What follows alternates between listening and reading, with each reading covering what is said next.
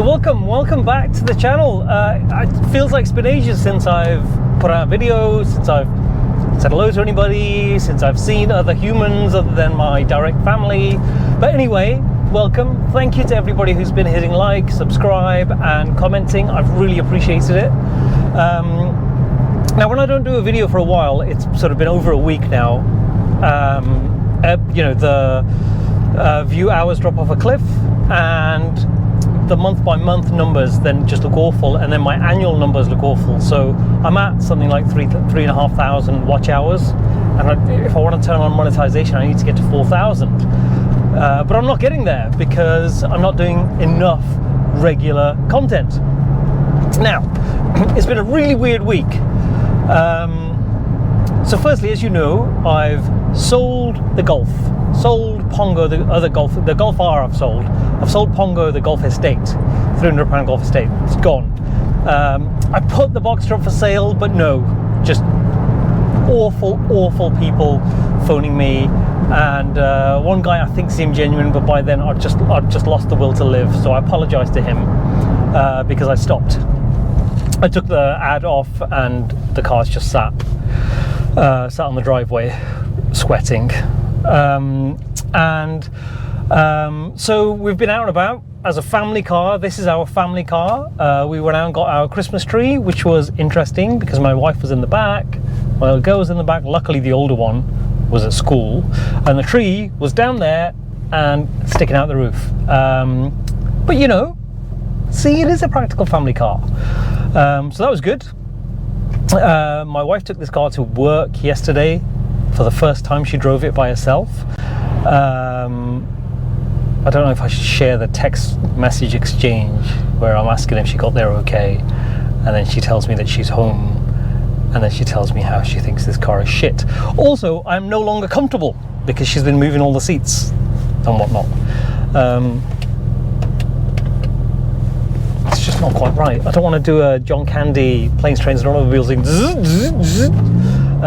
Anyway, so it's been those kind of, you know, it's kind of been a bitty, weird few weeks where I've not managed to make progress with anything apart from a bit of home renovation where I've fitted some lights, channeled some cables in, that kind of stuff. But we're into December, so it's all a bit mad. Today I am disgusting, so I've been doing more renovations today, but I thought I must get out today. I've not been able to get access to the car.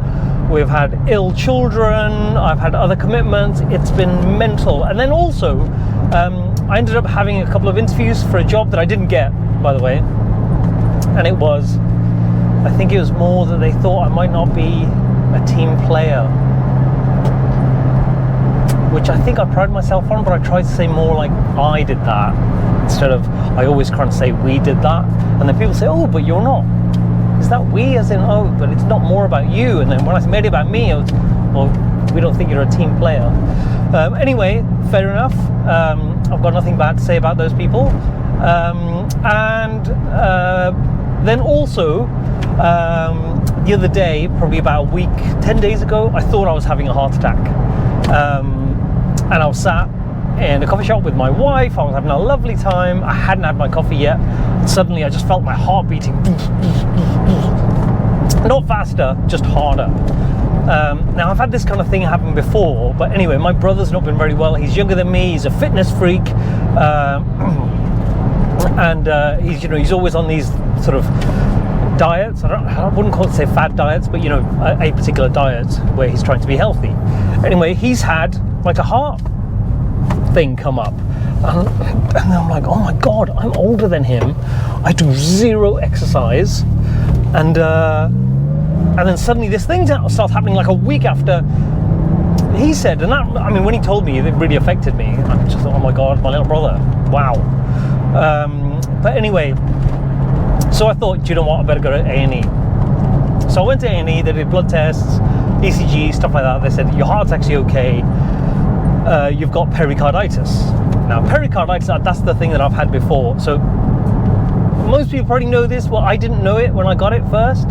So pericardium is where your heart sits. It's like a sac in the middle of your chest, and your heart's inside it, so it doesn't fall down into the rest of your organs.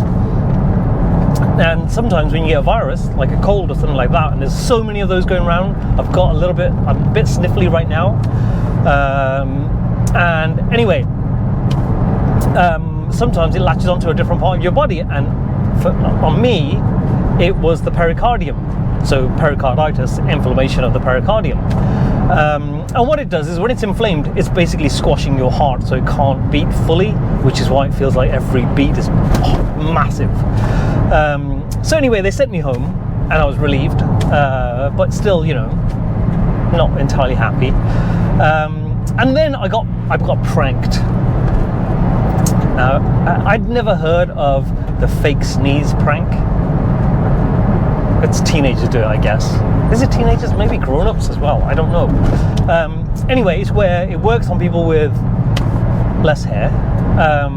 It's where someone walks past behind you and they do a fake sneeze, but they spray water onto the back of your head or something. I don't know. Could be piss for all I know. And that happened to me. I was walking through a shopping centre and guy did it. I was in an awful mood, obviously, because I'd been at the hospital all day. I was starving. I was stressed. And anyway, this kid did it. And I turned to him with a face like thunder, and I knew he knew what he'd done, that he was going to get himself in trouble. But then I noticed his friend filming, and I turned to his friend and said, delete that, while walking towards him. And the next minute, I'm running after a teenager.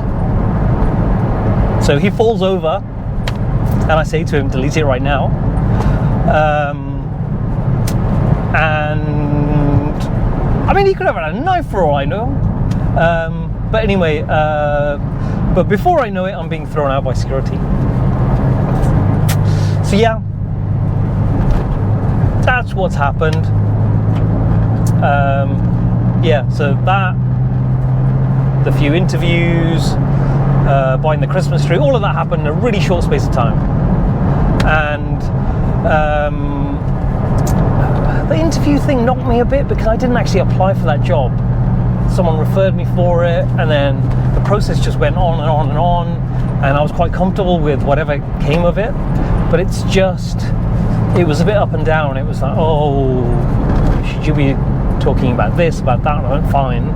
So then they put me forward for a role. I went for an interview, then I did a panel interview where you do a presentation, and I got some crazy positive feedback, with questions like, are you ready to say yes?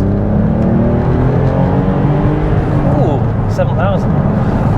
Something started rattling just up here just the other day. I don't know what it is.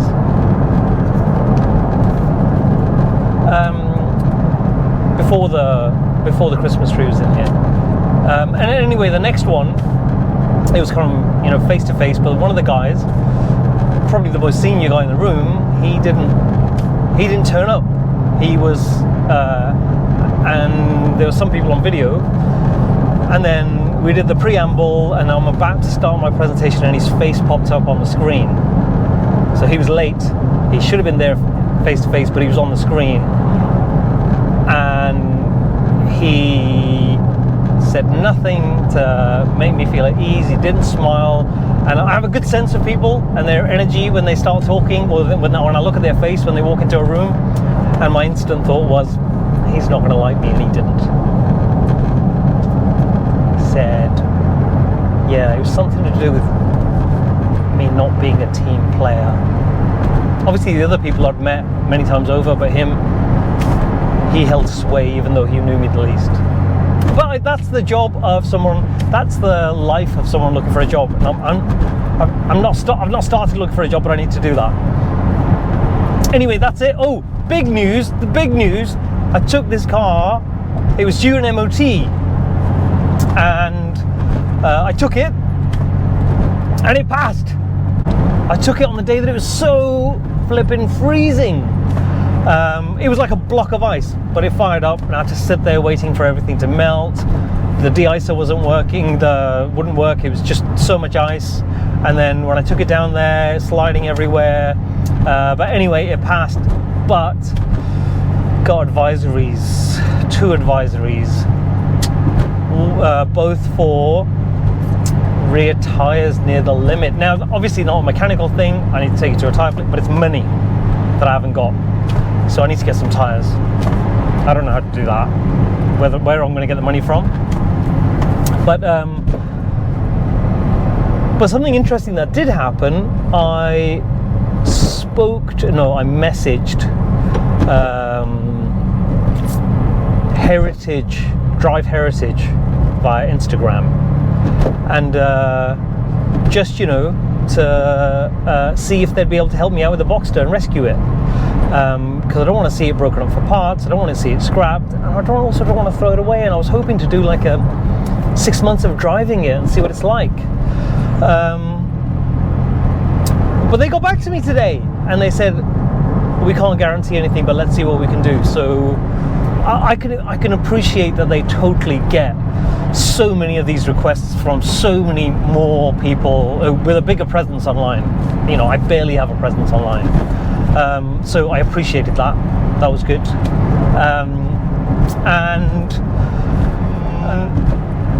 And now that I've done that interview thing, even though I didn't kind of seek it out, it's kind of put me in the headspace where I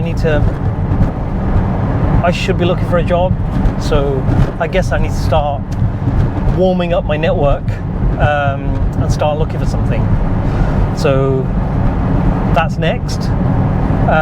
Other than that, I need to find a practical family car because my wife hates this one. And that's it. I'm not going to ramble on because I've gone over 10 minutes again, so I'm sorry. But please hit like, please hit subscribe, comment. I need to get those subscribers up to 1,000. I really want to know what monetization means. I think with the number of views that I have, I reckon it could be more than £5 a month. Do you reckon? No, it's been crazy. Of course it's not. I think it means, if your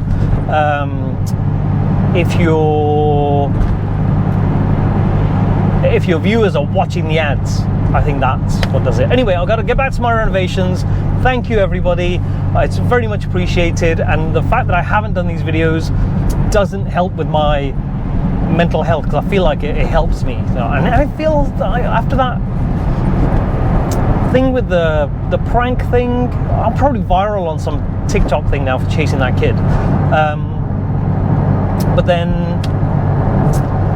I feel like, do I have fragile mental health? Does everybody? I don't know. Anyway, that's it. I was going to do a word at the end. I don't know if I can just inflict that on somebody, what the word might be at the end, but I can't think what it would be. It's got to be... Have I said pompatus before? Pompatus. I might have said it. Which is, the Joker, Steve Miliband, the pompatus of love. Anyway, I'm going to go with that. Thank you, everybody, and I'll be better on the next video, I promise, which will be soon. Thank you.